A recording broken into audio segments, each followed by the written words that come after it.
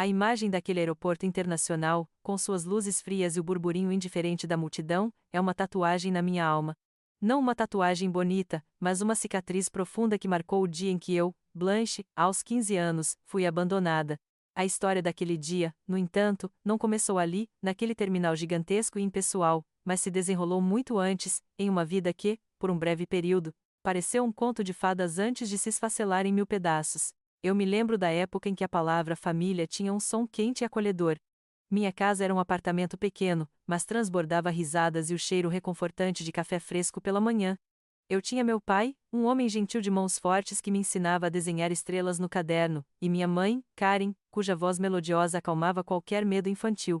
Éramos nós três, um pequeno universo autossuficiente onde o amor parecia inesgotável. Essas memórias são como fotografias antigas, amareladas pelo tempo, mas ainda guardando a vivacidade de cores que se desvaneceram. Tudo mudou quando eu tinha 8 anos, a harmonia se desfez em sussurros, depois em discussões abertas, e finalmente, no silêncio ensurdecedor de um divórcio. Meu pai se mudou, e a casa que antes era vibrante, agora parecia grande e vazia, minha mãe e eu lutamos. As contas se acumulavam, os luxos se tornaram lembranças distantes, mas tínhamos uma outra. Eu acreditava que nosso laço era inquebrável, um refúgio de amor e lealdade em meio à tempestade. Foi então que Richard entrou em cena. Um empresário bem-sucedido, com um sorriso fácil e uma fortuna que parecia ilimitada. Minha mãe, antes preocupada com o aluguel e as despesas, logo se viu envolvida em um mundo de festas glamorosas, roupas de grife e jantares sofisticados. O apartamento pequeno foi trocado por uma mansão imponente nos subúrbios, com jardins bem cuidados e piscinas que brilhavam sob o sol. E, com Richard, vieram seus 3 filhos, Olivia, a mais velha, com seu ar de superioridade e um senso de estilo impecável, Jackson, o irmão do meio, com quem eu trocava poucas palavras e que parecia sempre alheio ao que acontecia à sua volta, e Zoe, a caçula, uma menina doce que se sentia tão perdida quanto eu naquele ambiente opulento, mas que logo se adaptou à atenção e aos mimos. Eu, no entanto, não me encaixava. Era a intrusa, a peça que não se encaixava no quebra-cabeça da nova família, perfeita da minha mãe. Richard era educado, mas distante, e seus filhos me olhavam com uma curiosidade misturada a uma ponta de desdém, como se eu fosse um móvel antigo que havia sido inexplicavelmente arrastado para dentro de sua decoração moderna. Minha mãe, antes minha confidente e porto seguro, parecia cada vez mais absorvida por sua nova vida. Ela ria mais alto nas festas de Richard, falava sobre viagens exóticas e exibia joias que antes não sonharia em ter. Ela começou a vestir uma nova pele, uma que não combinava mais com o meu abraço, e a indiferença dela em relação a mim crescia como uma sombra silenciosa, consumindo a pequena luz de esperança que eu ainda carregava. Eu era uma estranha no meu próprio lar, uma observadora silenciosa da transformação de minha própria mãe em uma mulher que eu mal reconhecia. O sentimento de solidão, antes um sussurro, agora era um coro alto dentro de mim, preparando o palco para o que estava por vir. A sombra da indiferença de minha mãe se alongava a cada dia, transformando o que antes era um refúgio de dois em um palco onde eu era uma mera espectadora.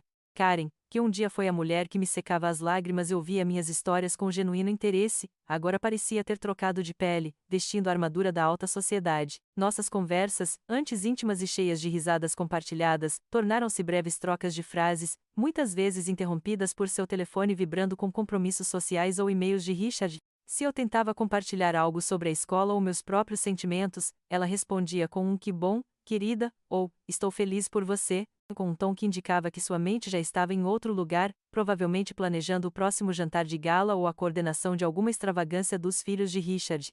Eu tentei, com a inocência de uma adolescente que ainda ansiava por aceitação, me encaixar no novo molde dessa família. Esforcei-me para gostar dos pratos exóticos que a nova cozinheira preparava e que eu não conseguia engolir, para rir das piadas sem graça de Richard em jantares formais e para me interessar pelos assuntos triviais que Olivia e Jackson discutiam sobre moda ou os últimos aparelhos lançados.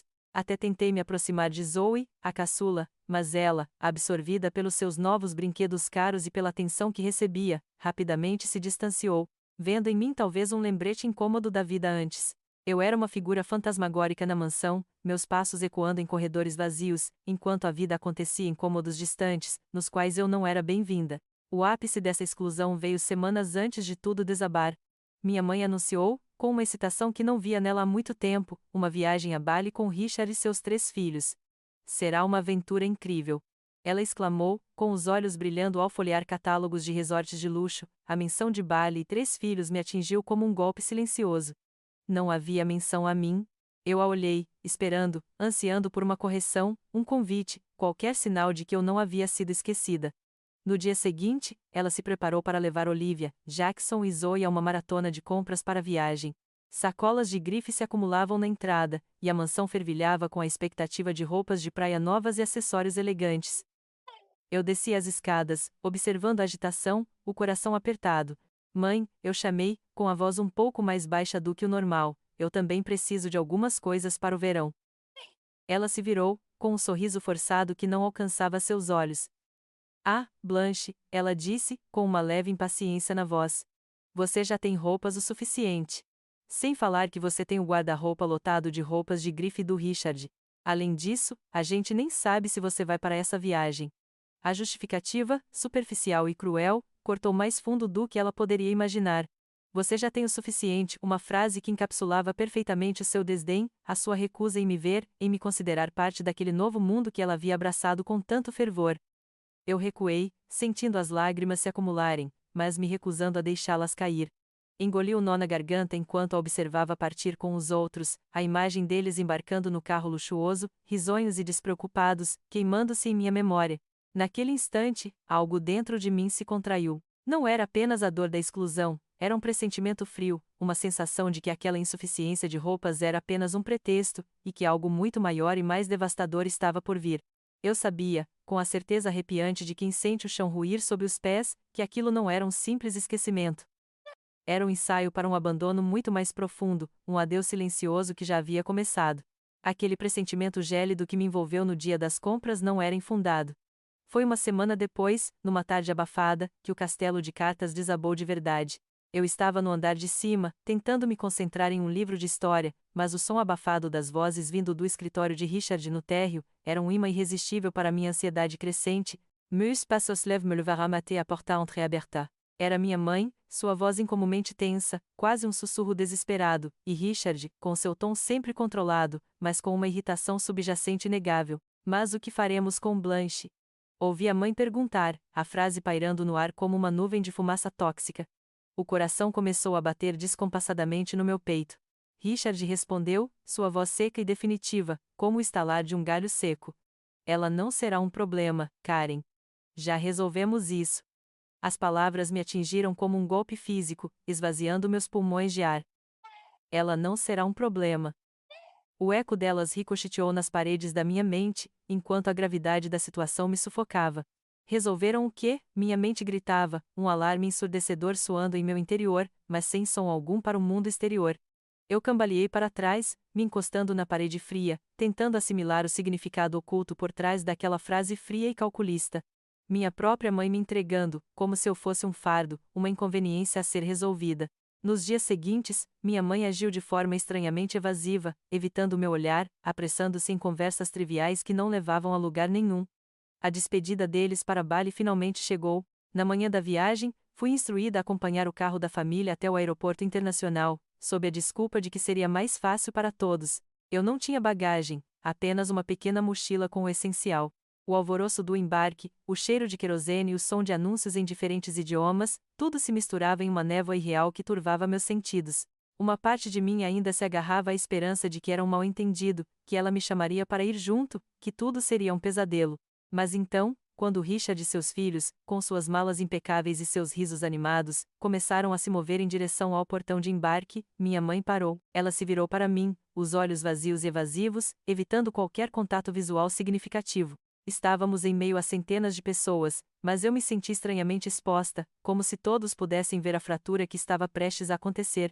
Blanche, ela disse, estendendo-me um envelope branco, ligeiramente amassado. Aqui está $200. Você pode pegar um táxi para casa depois que estivermos no avião. E as chaves da casa. Bem, Richard tem uma cópia para a empregada, você pode pedir a ela para abrir quando chegar.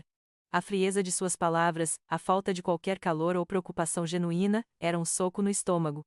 Nenhuma explicação, nenhum pedido de desculpas, nem mesmo um último abraço. Apenas $200 e a sugestão de pedir à empregada para entrar na vezes minha vezes própria casa. Ela não esperou por uma resposta, nem por um adeus. Apenas um aceno apressado, quase como se estivesse se livrando de uma tarefa incômoda. Tenha cuidado, ela murmurou, mas seus olhos já estavam fixos em Richard, que acenava para ela seguir. Ela se virou e correu para alcançá-lo e aos filhos, que pareciam não ter notado nada, imersos em suas próprias conversas e na excitação da viagem. Eu a vi partir, o cabelo loiro balançando enquanto ela se misturava à multidão, desaparecendo sem jamais olhar para trás. A indiferença era um golpe físico, esmagando o último vestígio de esperança, de amor materno, que eu ainda tinha. Ela simplesmente se foi.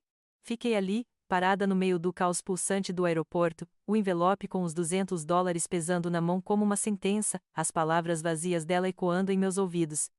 Sem chaves de casa, sem um plano, sem ninguém. O ar em volta parecia gelado, apesar do calor humano. A agitação ao meu redor, que antes parecia apenas um burburinho distante, agora se transformava em uma cacofonia ensurdecedora, um zumbido cruel de vozes e risadas alheias que pareciam zombar da minha desgraça. Pessoas apressadas com seus destinos, famílias se abraçando em reencontros emocionados, casais se despedindo com carinho, eu era a única figura estática em um turbilhão de movimento, um ponto solitário de paralisia em meio à vida. O som dos aviões decolando e pousando, antes um ruído distante e quase poético, agora era um lembrete cruel da minha solidão esmagadora, carregando centenas de pessoas para seus destinos, mas me deixando para trás, tão ancorada em um limbo de desespero. Minha garganta se apertou, e uma sensação de pânico começou a subir, sufocando-me, uma bola de terror que queimava em meu peito. As luzes frias do terminal pareciam intensificar a escuridão dentro de mim. Eu estava sozinha.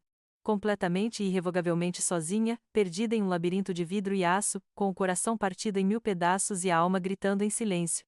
Aquele não era apenas o abandono de uma mãe, era o abandono do mundo inteiro. As horas seguintes se arrastaram, cada minuto uma eternidade congelada sob o brilho ofuscante dos neons do aeroporto. O envelope com os $200 era uma piada cruel em minhas mãos trêmulas. Meu telefone, um modelo antigo que minha mãe havia me dado quando Richard comprou um novo para Olivia, agora era meu único elo com o mundo, e a bateria, um fio tênue de vida, agonizava. Disquei o número da minha mãe, de novo, com dedos dormentes e uma esperança que diminuía a cada toque. Nenhuma resposta. Depois, o telefone de Richard, na remota chance de que ele, o educado, mas distante, pudesse ter uma ponta de decência. A caixa postal, sempre. Tentei Olivia, Jackson. Até Zoe. Nada. Era como se o mundo inteiro tivesse conspirado para me engolir naquele vácuo de abandono. Sentei-me em um banco frio, tentando me misturar à paisagem humana que passava por mim, alheia à minha dor. As lágrimas escorriam silenciosas, quentes no frio da sala de espera, salgadas em meus lábios rachados. A fome roía meu estômago, mas o nó na garganta impedia que eu pensasse em comida. A cada avião que decolava, minha esperança se desfazia um pouco mais. Eu era uma sombra, um fantasma em um lugar cheio de vida. Onde ir? O que fazer? A ideia de pedir ajuda a estranhos era aterrorizante, e a humilhação me paralisava. A noite caiu, e as luzes do aeroporto pareciam ainda mais artificiais, mais implacáveis. Minha mente exausta começou a repassar as lembranças do meu pai. As mãos fortes, o cheiro de loção pós-barba, as risadas em nosso apartamento pequeno. O divórcio, o silêncio que se seguiu, as tentativas frustradas de contato que, agora eu sabia, eram barreiras erguidas por minha mãe. Ele era uma figura distante, quase mítica, mas a ideia de sua existência era uma pequena chama em meio à escuridão. O número dele, eu tinha certeza de que estava em algum lugar, memorizado pela criança de 8 anos que um dia fui, ou talvez ainda salvo naquele telefone velho, com a bateria quase no fim, e o desespero atingindo um novo patamar, vasculhei a agenda do meu celular. Ali estava. Pai. O nome, simples e carregado de um passado esquecido, tremia na tela. Meu coração disparou, batendo forte contra minhas costelas. E se ele tivesse me esquecido? E se ele estivesse com raiva, ou pior, indiferente, como minha mãe? A vergonha era um peso esmagador. Que tipo de filha liga para o pai depois de 7 anos, e em que circunstâncias? Minha mão pairou sobre o botão de chamada, o suor gelado escorrendo pelos meus dedos. Era impensado, um tiro no escuro, mas era a única bala que me restava. Com um suspiro que parecia extrair a última gota de ar dos meus pulmões, apertei o botão. O som da chamada ecoou no terminal, um zumbido ansioso que parecia durar uma eternidade. Eu fechei os olhos, o cenário caótico do aeroporto desaparecendo por trás das minhas pálpebras, esperando o vazio da caixa postal. Mas então, Depois de 3 toques que duraram uma vida, uma voz rouca e profunda atendeu. Alô, disse a voz, carregada de uma familiaridade que me atingiu como um raio. Era ele. Meu pai. Eu tentei falar, mas minha garganta estava fechada, as palavras presas em um nó de emoções. Soluços incontroláveis me sacudiram. Alô? Quem está falando? A voz dele soou novamente, com um tom de preocupação. Pai. Eu consegui sussurrar, o som da minha própria voz frágil e quebradiço. Houve um silêncio do outro lado, um instante que pareceu se esticar até o infinito. Então, a voz dele, agora mais firme, carregada de uma emoção contida, mas inconfundível. Blanche? Minha pequena? É você mesmo? Eu apenas chorei, sem conseguir responder. Blanche, onde você está? O que aconteceu? Você está segura? As perguntas vieram em uma enxurrada de preocupação genuína, a voz dele subindo de tom: eu vou até você. Não importa onde você esteja. Apenas me diga. Diga-me onde você está, agora. Aquelas palavras. Eu vou até você. Simples, diretas, e com uma força que desfez a represa de medo e solidão dentro de mim. O raio de esperança que eu precisava. O mundo parou de girar, o caos do aeroporto silenciou, e pela primeira vez em horas, senti um sopro de alívio, quente e inesperado, preenchendo o vazio da minha alma. Eu não estava sozinha. Eu tinha um pai, e ele estava vindo. Aquelas palavras, eu vou até você, foram um farol na escuridão, e a espera, antes torturante, transformou-se em uma ansiedade cheia de antecipação. Não sei quanto tempo se passou, talvez 2, talvez 3 horas, mas cada minuto parecia uma vida enquanto eu observava a porta de desembarque. E então ele apareceu. Não o homem jovem e esbelto das minhas memórias amareladas, mas um homem com cabelos grisalhos nas têmporas e uma postura que exalava uma autoridade tranquila. Seus olhos, no entanto, eram os mesmos, um azul penetrante que eu reconheceria em qualquer lugar, e que agora me encontravam com uma intensidade que quase me fez desabar. Ele veio na minha direção, seus passos decididos cortando a multidão. Eu me levantei, as pernas bambas, e antes que eu pudesse sequer pensar, ele estava ali. Não houve hesitação. Seus braços fortes me envolveram, e pela primeira vez em muito tempo, senti um calor familiar, um refúgio que pensei ter perdido para sempre. O cheiro dele, uma mistura de loção pós-barba e algo que só poderia ser pai, preencheu meus sentidos. Eu me agarrei a ele, as lágrimas que contive por horas agora escorrendo livremente, molhando seu ombro. Blanche, minha pequena, ele murmurou, sua voz embargada, apertando-me ainda mais forte. Você está segura agora. Está tudo bem. Naquele abraço, no centro daquele aeroporto movimentado, o mundo parou de girar. Ele me afastou gentilmente, segurando meu rosto entre suas mãos para enxugar minhas lágrimas com os polegares. Seus olhos esquadrinhavam meu rosto, buscando sinais de qualquer dano, e pude ver a preocupação genuína refletida neles. Precisamos sair daqui, ele disse, sua voz suave, mas firme. Ele segurou minha mão, e seu aperto era forte e reconfortante enquanto me guiava para fora do terminal, para uma área que eu nunca imaginaria existir para além dos táxis e ônibus. Lá, na pista de rolamento mais afastada, estava esperando um jato particular. Era um espetáculo em si, com sua fuselagem branca e brilhante refletindo as luzes da noite. Eu parei, boquiaberta. É nosso? Perguntei, a voz um sussurro incrédulo. Ele sorriu, um sorriso triste e um tanto nostálgico. É o meu, sim. Vamos para Seattle. É lá que eu moro agora. A ideia de que meu pai possuía um avião particular, uma vida tão distante daquela que eu conhecia, era quase incompreensível. Aquele mundo de luxo, algo que Richard exibia com tanto alarde, era, para meu pai, apenas um meio de transporte. Dentro do avião, o conforto era imediato. Assentos de couro macio, o silêncio que só o isolamento acústico de uma cabine privada pode oferecer, e uma comissária de bordo discreta que nos ofereceu bebidas e um cobertor macio. Eu me encolhi no assento, observando meu pai interagir com o piloto e com a comissária, sua postura profissional e o tom de voz calmo revelando uma faceta dele que eu nunca havia conhecido. Ele era mais do que o homem que desenhava estrelas no meu caderno, ele era um homem de negócios, um líder. A imagem de um CEO de sucesso começou a se formar na minha mente, juntando as peças de um quebra-cabeça que eu nem sabia que existia. Você deve estar exausta e confusa, querida, ele disse, sentando-se ao meu lado, pegando minha mão novamente. Eu sei que você deve ter muitas perguntas. Ele suspirou, um som pesado de cansaço. Eu tentei, Blanche. Tentei te ligar, te mandar cartas, presentes em todos os seus aniversários e natais. Eu nunca parei de tentar. Sua mãe, ela não queria que tivéssemos contato.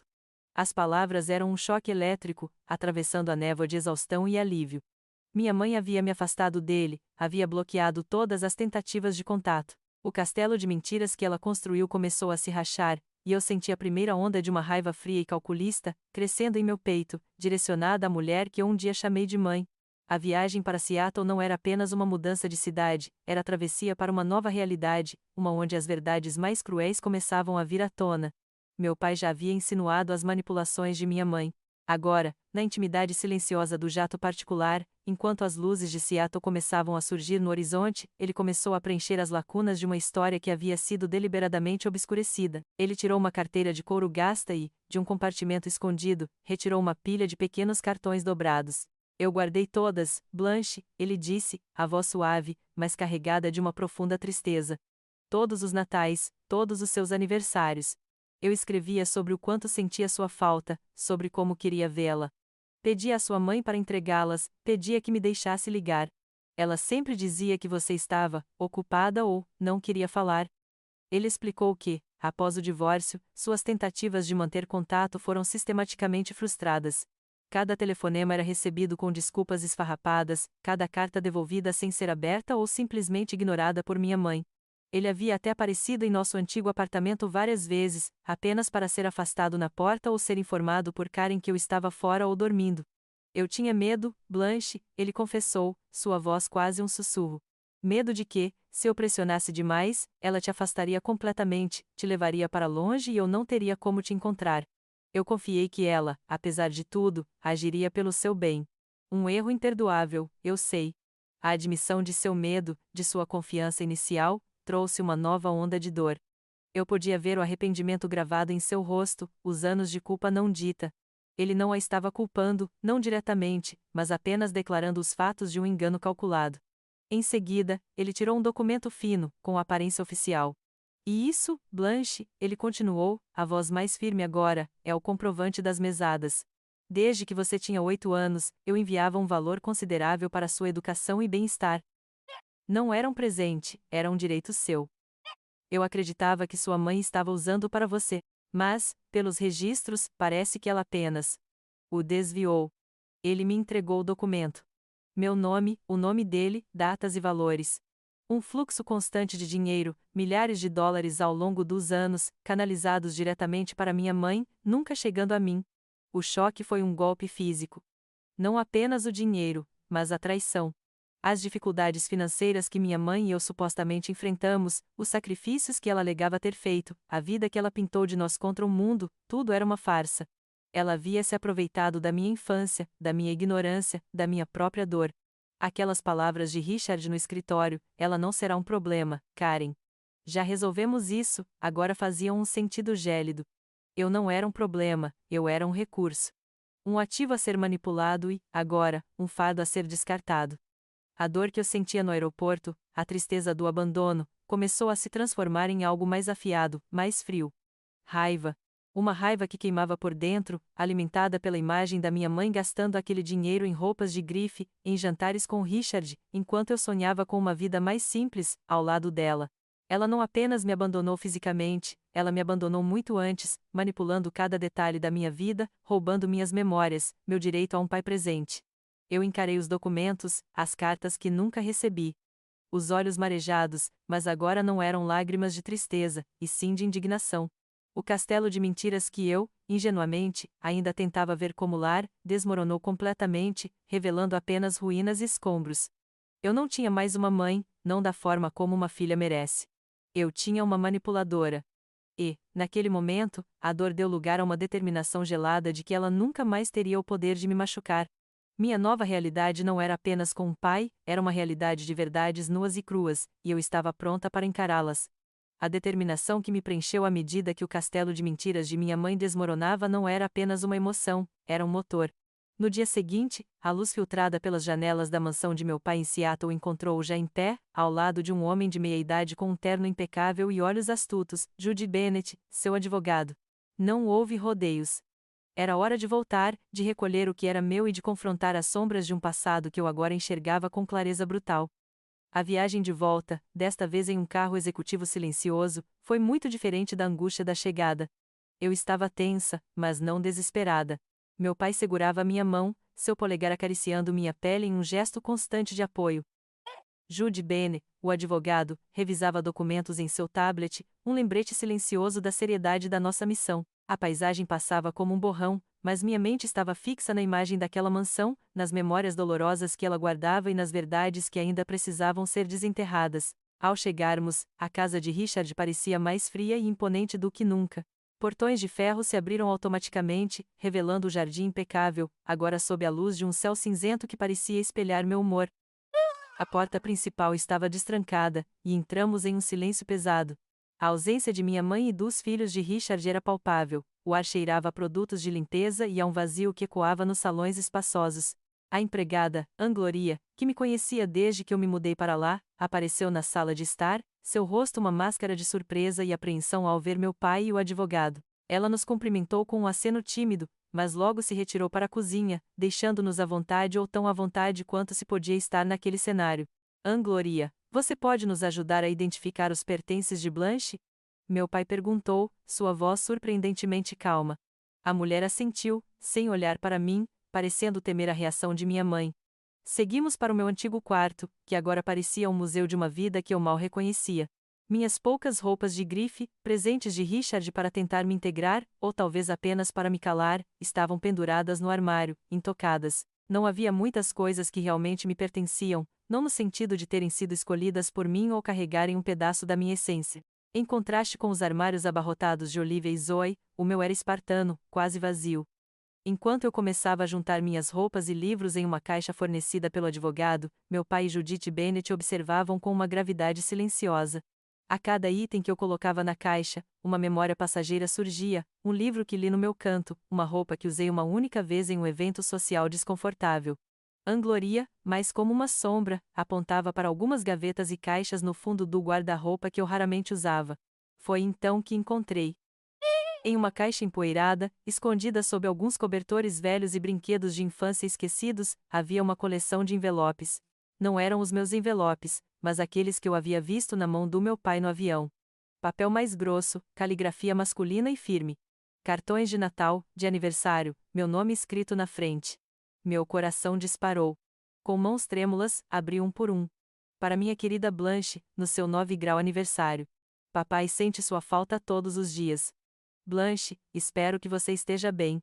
Saiba que eu te amo. Feliz Natal. Com carinho, papai.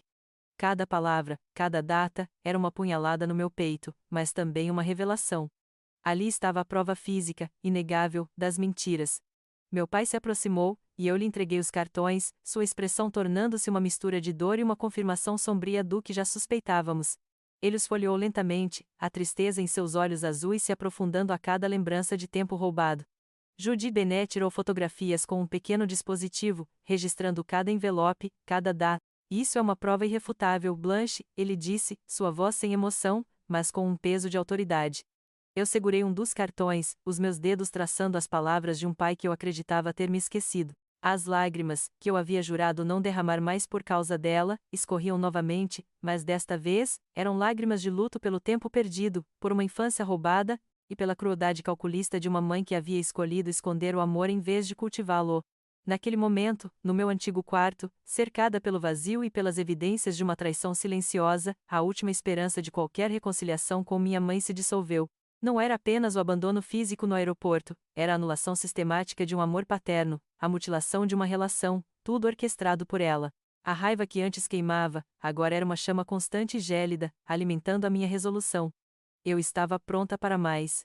A descoberta dos cartões foi apenas o prólogo para o que viria a seguir. Judy Bennett, com sua calma profissional, não perdeu tempo. Blanche, precisamos verificar outros locais. Há registros que sua mãe pode ter escondido por aqui, ele instruiu, enquanto meu pai observava com uma seriedade renovada. Seguimos para o escritório de Richard, um cômodo imponente com uma mesa de mogno e estantes repletas de livros que pareciam nunca ter sido abertos. Foi lá, em uma gaveta trancada de uma escrivaninha secundária, que a próxima camada da farsa foi desvendada. Com a chave encontrada em um pequeno cofre escondido na parede, um achado de Angloria, que, em silêncio, parecia oferecer sua própria forma de apoio, Judith abriu a gaveta. Dentro, não havia joias ou dinheiro vivo, mas sim pilhas de papéis meticulosamente organizados. Entre eles, meu pai e o advogado rapidamente identificaram extratos bancários e comprovantes de transferência.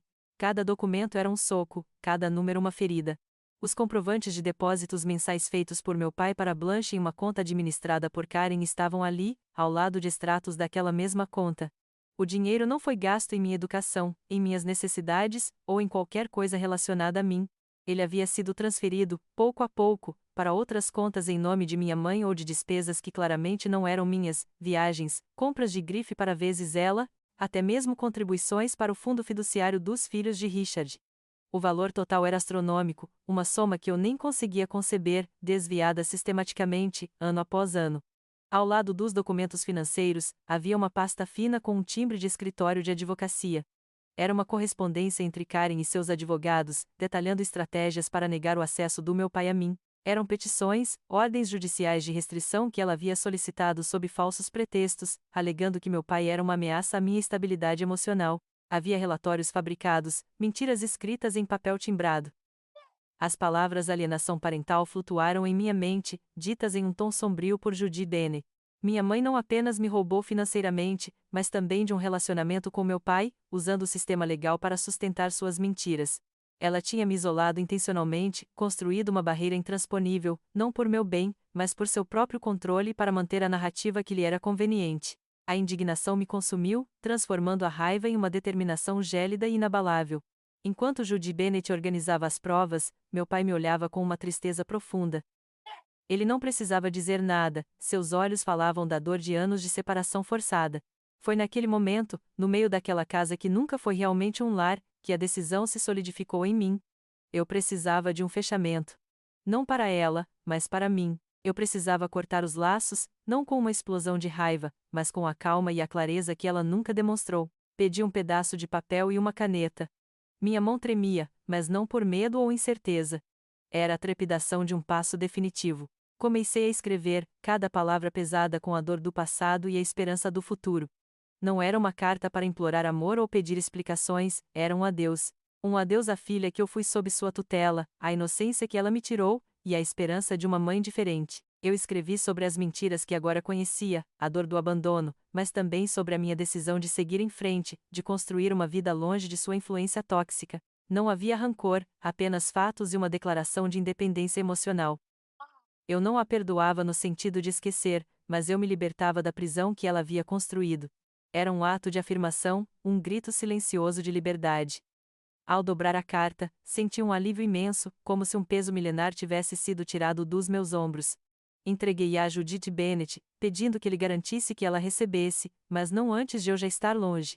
Aquela carta não era para uma resposta, era o meu ponto final. Ao deixar a mansão, o sol, que antes parecia cinzento, agora brilhou de forma diferente. Não havia mais a sombra da mentira me seguindo. Eu tinha meu pai ao meu lado, as provas irrefutáveis de sua inocência e da crueldade de minha mãe, e, mais importante, eu tinha a mim mesma. Eu estava livre de uma vida de enganos, e, pela primeira vez em muito tempo, senti que estava respirando o ar puro de uma escolha que era verdadeiramente minha. Aquele era o fim de uma ilusão, e o início da minha realidade. A calmaria que se seguiu à partida daquela mansão foi um bálsamo para a alma ferida, mas não durou muito. Os primeiros dias em Seattle foram um refúgio de paz, preenchidos por conversas suaves com meu pai e pela promessa de um novo começo. Eu sentia uma leveza que não conhecia há anos, como se o ar que respirava fosse mais puro. No entanto, eu sabia que a quietude era frágil, um intermezzo antes da inevitável tempestade. E ela não demorou a chegar. Exatamente 3 dias após o nosso retorno e a entrega da minha carta por Judy Bennet, o telefone do meu pai começou a tocar incessantemente com um número desconhecido. Ele me olhou, e eu sabia que era ela. Quando o número persistiu em chamadas e, em seguida, migrou para mensagens de texto agressivas, não havia mais dúvidas. Minha mãe havia retornado de Bali, e a fúria dela explodiu como um vulcão adormecido. As mensagens chegavam em rajadas, uma enxurrada de palavras que pareciam querer me despedaçar. Como você pode fazer isso comigo, Blanche? Uma delas dizia, com a pontuação raivosa de quem digitava furiosamente. Eu te dei tudo, sacrifiquei minha vida por você, e é assim que você me paga? Me abandonando por aquele homem que nos deixou? Outras eram mais manipuladoras, tentando semear culpa e dúvida. Seu pai sempre foi um egoísta, ele só está fazendo isso para me machucar. Você é apenas uma ferramenta nas mãos dele. Você não tem ideia do que é viver sem amor. Eu te amo, Blanche, e você está cometendo o maior erro da sua vida. Volte para casa. Eu as lia com um misto de náusea e uma nova, gélida clareza. As palavras que antes teriam me mergulhado em um abismo de culpa, agora pareciam vazias, desprovidas de seu poder manipulador. Era como se a máscara de amor maternal que ela usava tivesse finalmente caído, revelando a fez fria e egoísta que se escondia por trás dela. A nova força que eu havia encontrado não era apenas uma armadura, era uma bússola. Ela me guiava para longe da toxicidade de sua voz, para um lugar onde a verdade residia. Meu pai, vendo meu rosto se contrair a cada notificação, sentou-se ao meu lado, pegando o telefone da minha mão. Você não precisa ler isso, Blanche. Eu cuido disso, ele disse, sua voz um porto seguro em meio à tempestade. Ele bloqueou o número dela no meu telefone e garantiu que Judith Bennett estivesse ciente da escalada de contato, preparando-se para as próximas etapas legais. Mas as mensagens, de alguma forma, sempre encontravam um caminho, seja através de números diferentes, de e-mails, ou até mesmo através de Richard, que me enviou uma única mensagem seca. Sua mãe está fora de controle. Faça o que puder para acalmá-la. Foi nesse período turbulento que Adraella Norvilson entrou em minha vida. Uma psicóloga especializada em trauma e abandono na adolescência, ela foi uma luz orientadora. Nas nossas sessões, em seu escritório com vista para as águas calmas de Puget Sound, ela me ensinou a desvincular as palavras de minha mãe da minha própria identidade. As palavras dela não definem quem você é, Blanche. Elas definem quem ela é, Adra. Wilson me explicava, com sua voz suave e empática. Sua mãe está projetando a própria dor e raiva em você. O que ela diz é sobre ela, não sobre você. Aprendi a visualizar um escudo invisível, a deixar as palavras venenosas ricochetearem sem me atingir. Quando uma nova mensagem de ódio ou manipulação chegava, em vez de sentir o nó na garganta, eu respirava fundo. Eu me lembrava das evidências, das cartas que ela escondeu, do dinheiro que ela desviou, e da frieza com que ela me abandonou no aeroporto. Essa nova perspectiva me deu a coragem não apenas de ignorar, mas, em algumas ocasiões, de responder com uma firmeza que eu nunca soubera que possuía. Mãe, eu sei a verdade agora. Eu sei sobre as cartas, sobre o dinheiro, sobre como você me afastou do papai. Não vou mais ser sua vítima, eu digitei uma resposta concisa a uma de suas tentativas de me culpar. Vou seguir em frente com a minha vida. Por favor, não entre mais em contato. Foi uma resposta curta, mas cada palavra era uma declaração de independência, uma barreira que eu estava erguendo entre nós. Não houve arrependimento ao enviar. A libertação foi quase palpável. O apoio do meu pai foi inestimável. Ele não tentou preencher o vazio deixado pela minha mãe, mas me ofereceu uma base sólida de amor incondicional e respeito. Ele me ouvia sem julgamento, me dava espaço para sentir minha raiva e minha tristeza, e me lembrava constantemente do meu valor. Você é uma menina forte, Blanche. Mais forte do que ela jamais será, ele me dizia, seus olhos azuis cheios de orgulho. Com a ajuda da Dra.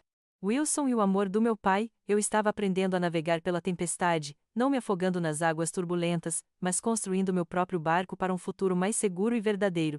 Aquele período de mensagens furiosas foi um teste, mas, em vez de me quebrar, ele apenas solidificou a minha determinação de me erguer, mais forte e mais inteira. Minha mãe, aparentemente incapaz de aceitar que suas palavras não mais me atingiam, decidiu que precisava de uma exibição mais dramática. Menos de uma semana depois da minha última e firme resposta, Adra. Wilson já havia me preparado para a possibilidade de uma escalada, e eu estava grata por isso. Lembro-me bem daquela manhã. O sol da primavera entrava pelas janelas amplas da mansão de meu pai, mas a sensação de paz foi subitamente quebrada pelo som de um carro de luxo parando bruscamente na entrada.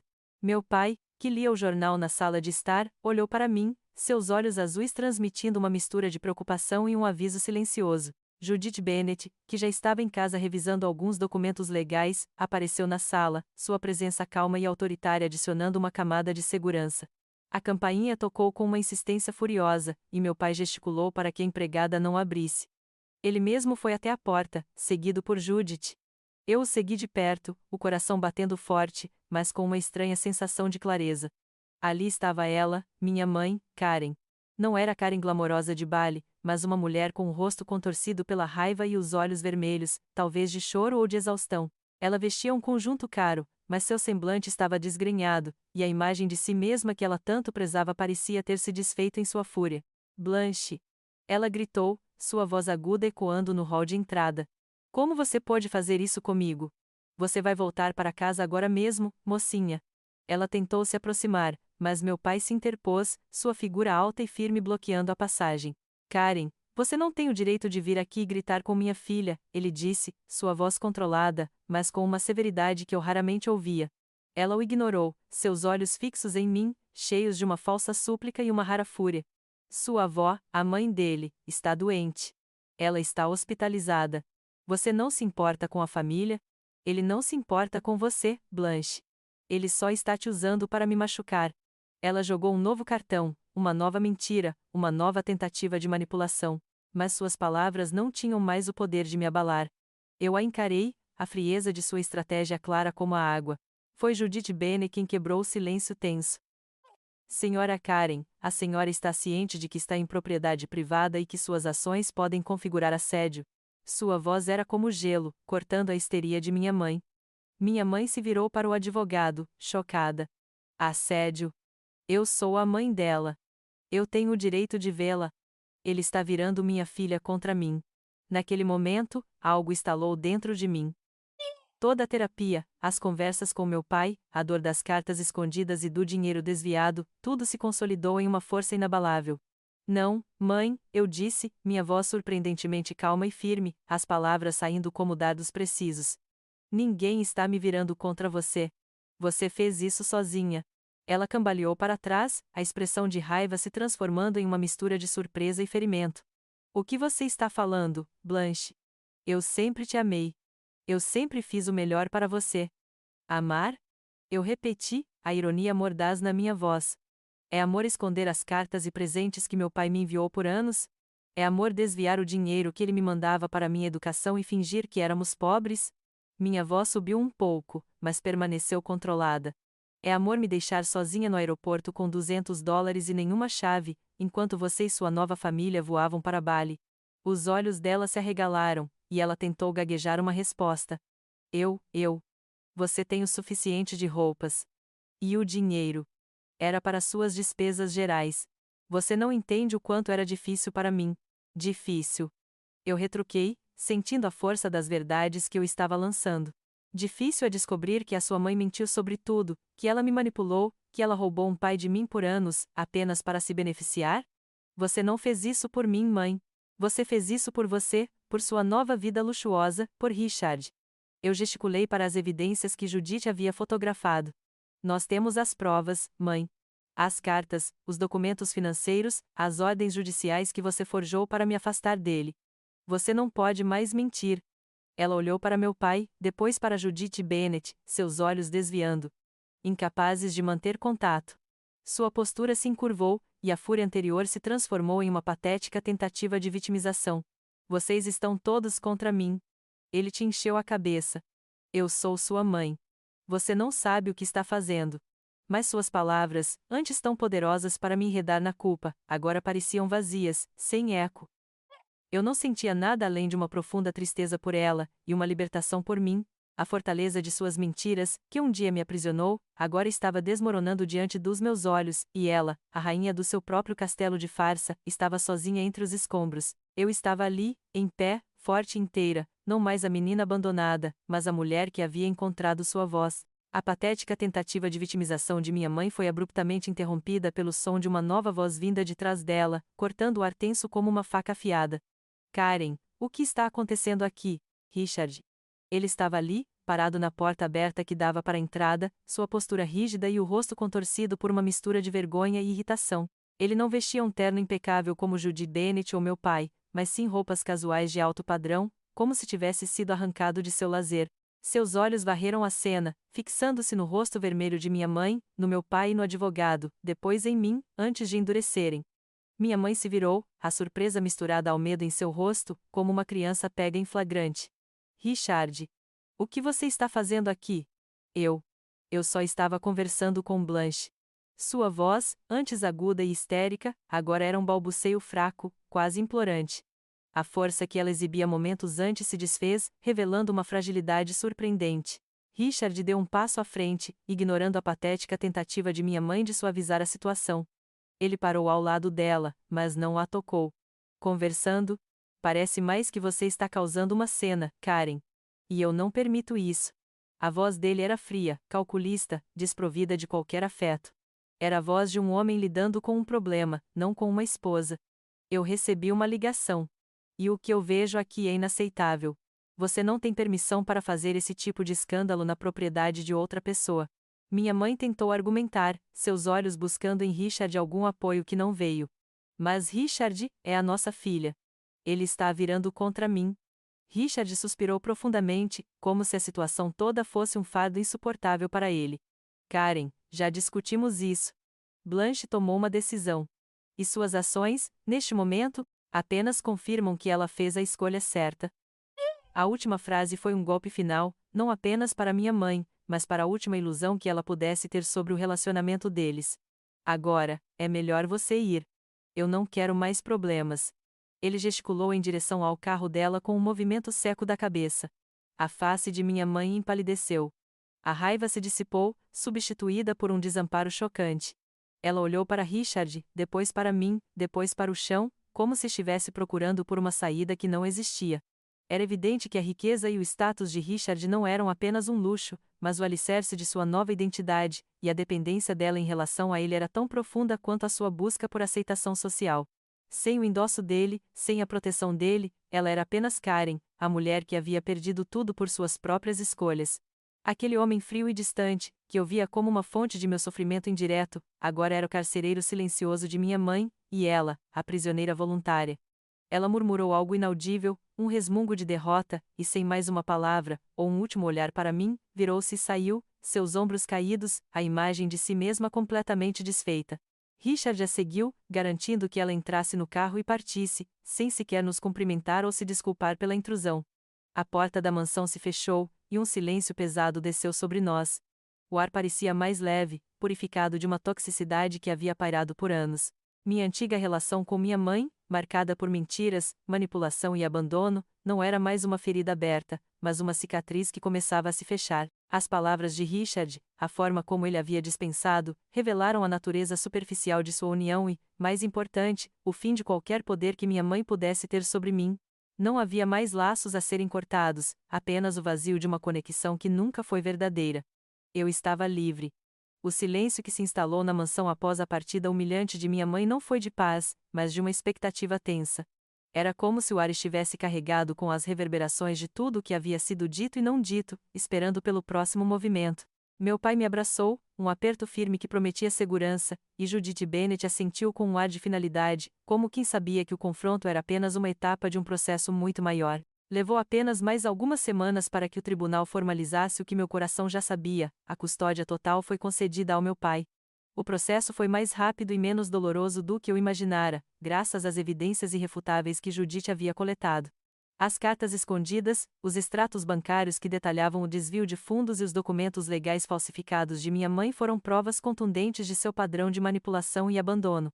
Não houve um julgamento dramático, apenas uma audiência formal onde os fatos foram apresentados de forma clara e objetiva. Quando o juiz proferiu a decisão, senti um estranho misto de alívio e tristeza. Era o fim de um capítulo, um fechamento legal para uma ferida emocional. Meu pai me apertou a mão, um sorriso gentil em seus lábios, e eu soube que, finalmente, a vida que me havia sido roubada estava sendo devolvida. Com a papelada resolvida e a autoridade legal estabelecida, o próximo passo, crucial e mais assustador, era a cura interior. Eleanor Wilson, que já havia me auxiliado durante a enxurrada de mensagens de minha mãe, intensificou nossas sessões. Seu consultório, com grandes janelas que emolduravam a vista do Puget Sound, tornou-se meu santuário. No início, eu estava hesitante, sentindo que meus sentimentos eram um emaranhado complexo demais para serem desfeitos. Mas Adra Wilson tinha uma paciência infinita e uma forma de me fazer sentir segura, como se cada palavra que eu dizia fosse validada e compreendida. As primeiras sessões focaram em validar minha dor. Blanche, o que você passou não foi um mero desentendimento familiar. Foi um abandono. E o abandono deixa marcas profundas, ela explicava, sua voz suave, mas firme. Ela me incentivou a falar sobre o aeroporto, sobre a frieza de minha mãe, sobre a sensação de vazio e pânico. Eu descrevi as horas em que me senti completamente sozinha, e ela apenas ouvia, ocasionalmente me guiando com perguntas gentis. Onde você sente essa dor no seu corpo, Blanche? Descreva-a. Ela me ensinou a identificar as sensações físicas da ansiedade e da tristeza, a não fugir delas, mas a reconhecê-las como parte do processo. Ela me deu exercícios simples, mas poderosos. Um deles era escrever em um diário sobre meus sentimentos sem censura. Não para mostrar a ninguém, mas para mim mesma, uma forma de despejar a raiva, a tristeza e a confusão no papel. Outro era a técnica de aterramento, onde eu me concentrava em 5 coisas que podia ver, 4 coisas que podia tocar, 3 coisas que podia ouvir, 2 coisas que podia cheirar e uma coisa que podia saborear, para me trazer de volta ao presente quando as memórias opressivas ameaçavam me engolir. O estabelecimento de limites saudáveis era outro pilar da terapia. A Drailson me ajudou a entender que limites não eram punição, mas autocuidado. Ela me explicou que eu tinha o direito de proteger meu espaço emocional, e isso incluía como eu pensava sobre minha mãe, e como eu responderia, ou não responderia, a futuras tentativas de contato, caso ocorressem. Não é sobre odiá-la, Blanche. É sobre se proteger. É sobre escolher o que você permite entrar na sua vida. Ela me dizia. Gradualmente, comecei a processar a dor e a raiva de forma mais construtiva. Em vez de permitir que a raiva me consumisse, aprendi a usá-la como uma ferramenta para entender o que eu vezes não vezes queria em minha vida e como eu vezes queria vezes ser tratada. A dor do abandono não desapareceu magicamente, mas se transformou. De um poço sem fundo de desespero, ela se tornou uma fonte de empatia e compreensão para o sofrimento alheio.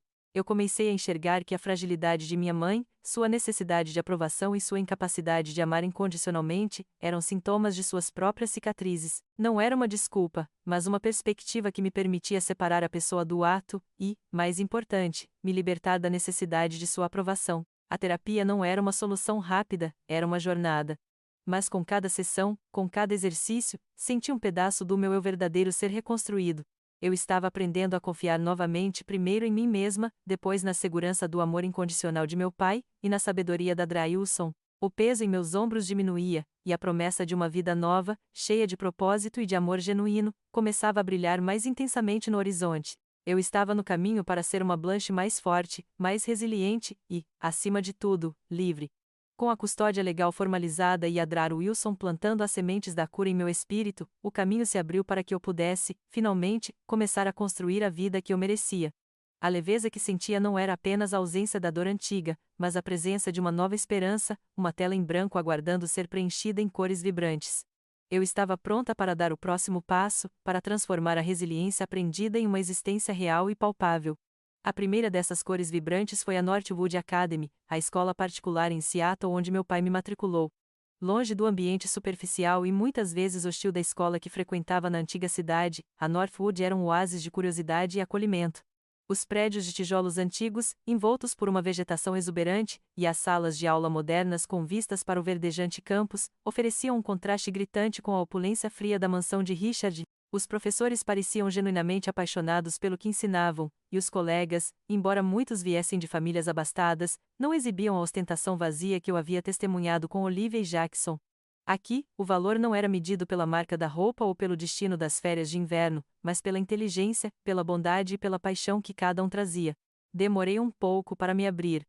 A desconfiança era uma sombra persistente, um mecanismo de defesa que se tornara parte de mim.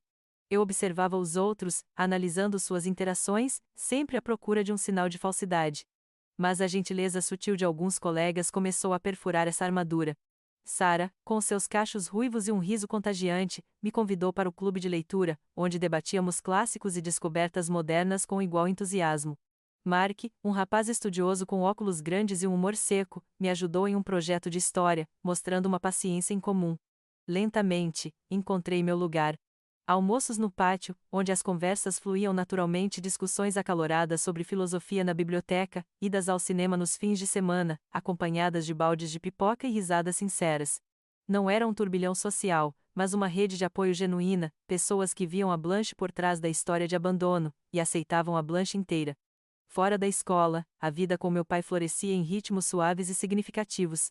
Nossas manhãs começavam com ele me levando para a escola, conversas sobre o dia que se iniciava, ou simplesmente o silêncio confortável de sua presença. À noite, jantávamos juntos na longa mesa de jantar da mansão, que antes parecia fria e formal, mas que agora se enchia com a sua voz e as minhas histórias do dia. Ele me ensinava sobre o seu trabalho, sobre os desafios de ser um CEO, mas também compartilhava lembranças da sua própria infância, da sua paixão por livros e pela natureza. Descobri um homem multifacetado, com uma profundidade e um amor incondicional que minha mãe sempre escondeu de mim. Construímos novas tradições, as noites de sexta-feira com pizza e filmes, as caminhadas de domingo pela orla, e a leitura de um capítulo de um livro juntos antes de dormir. Cada um desses momentos era um tijolo na reconstrução do nosso laço, um lembrete do que havia sido roubado e agora estava sendo recuperado. Ainda mais emocionante foi conhecer a família paterna. Meus avós, um casal idoso de olhos doces e braços abertos, me receberam em sua casa aconchegante, cheia do cheiro de biscoitos recém-assados e retratos de família. Não havia perguntas intrusivas, apenas um acolhimento caloroso e sincero. Encontrei primos e primas que, imediatamente, me incluíram em suas brincadeiras e conversas, como se eu nunca tivesse estado ausente. Descobri que tinha uma tia que era artista, e um tio que adorava cozinhar, e que todos tinham uma história e um lugar especial para mim. Era uma família que eu não sabia que existia, um tesouro escondido que se revelou em seu tempo. Em cada risada compartilhada, em cada abraço apertado de meus avós, em cada conselho gentil do meu pai, em cada nova amizade verdadeira, senti a sensação de pertencimento, algo que a mansão de Richard nunca pôde me oferecer. Pela primeira vez em anos, senti que não era uma estranha, uma intrusa, ou um fardo. Eu era Blanche, amada e valorizada por quem eu realmente era, e não por quem eu deveria ser ou por qual papel eu deveria desempenhar.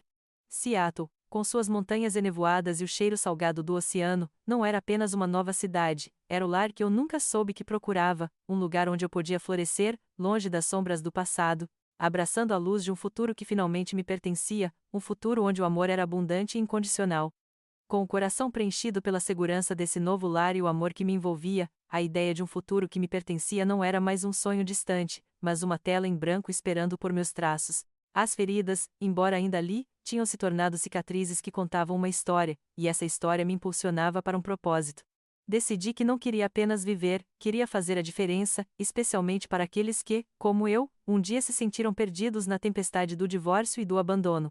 Era uma vocação nascida da dor, mas moldada pela resiliência. A transição para a universidade foi um passo natural nessa jornada.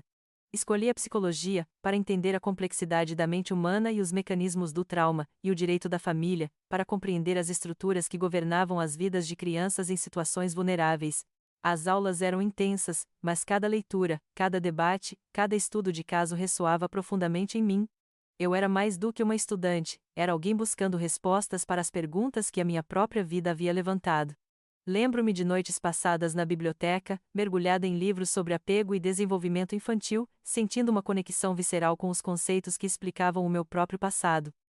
Wilson continuou sendo um pilar de apoio, e nossas sessões ocasionais me ajudavam a conectar a teoria com a minha experiência pessoal, transformando a dor em conhecimento e a empatia em força. Minha experiência pessoal se tornou a minha maior ferramenta. Durante os estágios e voluntariados, eu me vi refletida nos olhos assustados de crianças cujos pais se digladiavam nos tribunais, nos adolescentes confusos com a lealdade dividida, e nos jovens que se sentiam invisíveis em meio à dor familiar. Eu sabia exatamente como era o silêncio ensurdecedor de um lar dividido, o peso de palavras não ditas e o anseio por um porto seguro. Não era sobre contar a minha história, mas sobre a sensibilidade que ela me dava. Eu conseguia ler as entrelinhas, entender os medos não expressos, e oferecer um espaço onde eles se sentissem ouvidos e, acima de tudo, validados. Era uma sensação incrível, quase um chamado, sentir que cada passo da minha jornada, por mais doloroso que tenha sido, me preparava para ser essa ponte, essa voz para os que não tinham voz. Não me contentei apenas em ouvir, queria agir. Comecei a desenvolver projetos e programas que pudessem ser implementados nos tribunais de família, com um foco incisivo no bem-estar infantil.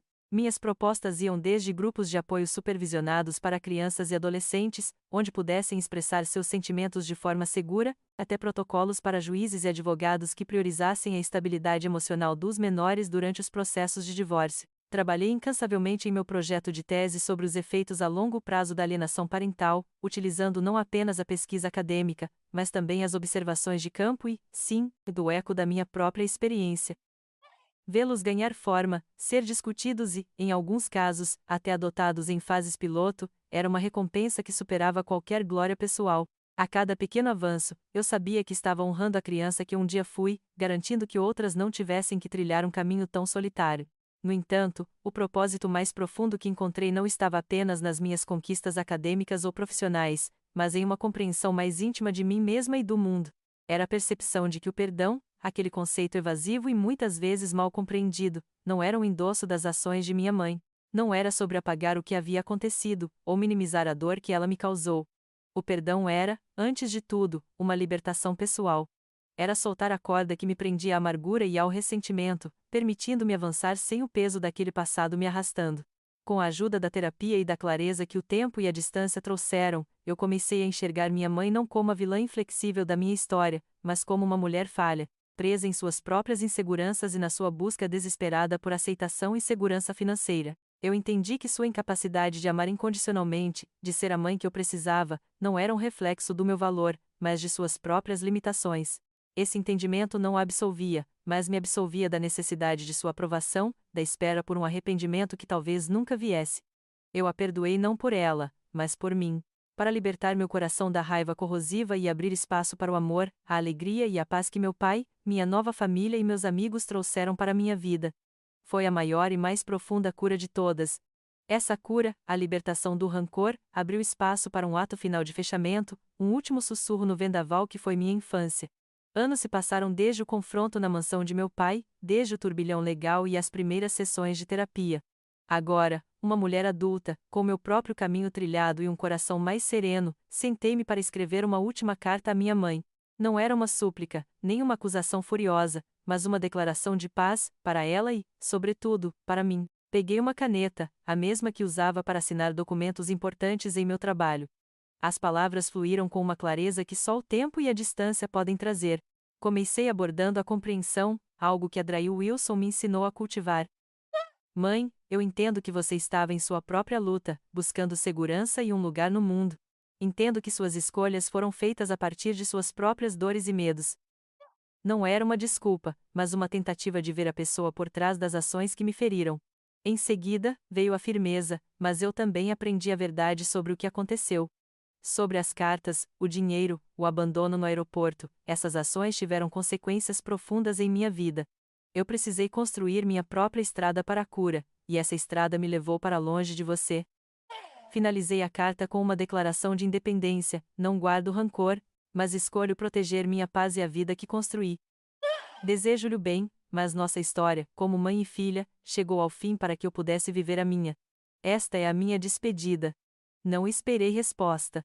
Não havia necessidade. A carta era a minha libertação final. A vida seguiu, tecendo um tapete de momentos preciosos e um amor que eu jamais imaginara ser possível. Conheci Ita na faculdade, um homem de riso fácil e olhos gentis que me ensinou o que era parceria verdadeira. Nos casamos em um pequeno jardim à beira-mar, com meu pai radiante ao meu lado, e minha família paterna, que se tornou o meu porto seguro, celebrando conosco. Depois, vieram nossos filhos, Lucas e Clara, que preencheram minha vida com uma alegria barulhenta e incondicional. Cada vez que os abraço, que os ouço rir, ou que os ajudo a navegar por suas pequenas tristezas, sinto um propósito profundo. Eu me esforço para ser a mãe que eu sempre quis ter, presente, honesta e que ama sem reservas, garantindo que eles se sintam vistos e valorizados em cada passo de suas jornadas. Nossa casa, cheia de livros, risadas e o cheiro de comida caseira, era o lar que eu havia sonhado, um refúgio de amor e aceitação. As lições que aprendi foram muitas, e vieram de ambos os lados da minha história. De meu pai, absorvi a força da integridade, a importância da presença e do amor incondicional, a capacidade de reconstruir e de ser um pilar de apoio inabalável. Ele me ensinou que o verdadeiro sucesso não está na riqueza, mas na retidão do caráter e na profundidade dos relacionamentos. De minha mãe, embora através de uma lente dolorosa, aprendi sobre as consequências da desonestidade, da manipulação e do abandono. Ela me mostrou o que não se deve fazer, forçando-me a desenvolver uma resiliência interna e uma capacidade de discernimento que me serviram bem na vida e na minha carreira. A dor que ela me causou se transformou em uma poderosa empatia, alimentando minha paixão por ajudar crianças em situações semelhantes. Olho para trás, para aquela menina de 15 anos perdida no aeroporto, e vejo a longa jornada que a transformou. O abandono me moldou, sim, deixou cicatrizes, mas também me forjou em uma mulher mais forte, mais consciente, paradoxalmente, mais capaz de amar. Não me definiu como vítima, mas como sobrevivente, como alguém que encontrou sua voz e seu propósito em meio ao caos. Minha história não é sobre o que me tiraram, mas sobre o que eu reconstruí. É sobre a descoberta de que, mesmo quando o mundo parece desmoronar, há sempre uma mão estendida, uma nova família a ser encontrada, e a capacidade inata de transformar a dor em uma força inspiradora. Eu sou Blanche, uma mãe, uma esposa, uma advogada dedicada à proteção das crianças, e uma mulher que, apesar de tudo, escolheu o amor e a liberdade.